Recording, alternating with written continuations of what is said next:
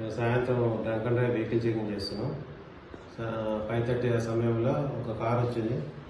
ఆ కారు ఆపి మేము vehicle checking drunk and drive check చేస్తుంటే అతను ఊదకుండా తిట్టి పారిపోతున్నాడు.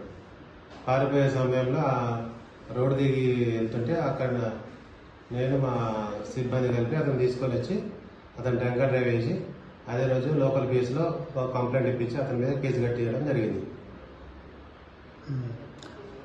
ఆ వీడియోలో ఎవిడెన్స్ ఉంది సార్. మరి అతను మేము తీసుకొచ్చే క్రమంలో మా మీద బూతు మాటలు తిట్టడం జరిగింది.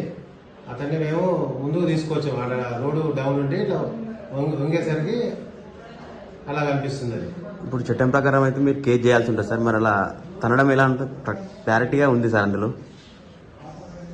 మేము అతనైతే ఏం ఇబ్బంది అయితే పెట్టలేదు. అతని లోకల్ కేసు తీసుకొచ్చి అదే రోజు కంప్లైంట్ ఇప్పించడం జరిగింది. అతని మీద మా విధులకు ఆటంకం కలిగించినందుకు అతని మీద కేసు పెట్టి అతని మీద కేసు కట్టి ఇవ్వడం జరిగింది. ఏం చేస్తారు అతని పేరు? మహేష్. ఎంత వచ్చింది డ్రంక్ అండ్ డ్రైవ్ లో టెస్ట్ చేస్తే? 90% వచ్చింది. వెహికల్ చెక్ చేసే సమయంలో ఎటు నుంచి ఎటు వెళ్తారు సార్? వాళ్ళు వెహికల్ చెక్ చేస్తారు కదా, మీరు ఎటు నుంచి ఎటు వెళ్తారు సార్? చేవేల నుంచి శంకర్పల్లి రోడ్లో వెళ్తారు. అంటే మీరు ముగ్గురిని డ్రంక్ అండ్ డ్రైవ్ చెక్ చేసారా లేక డ్రైవర్ని చెక్ చేసారు సార్? డ్రైవర్ని.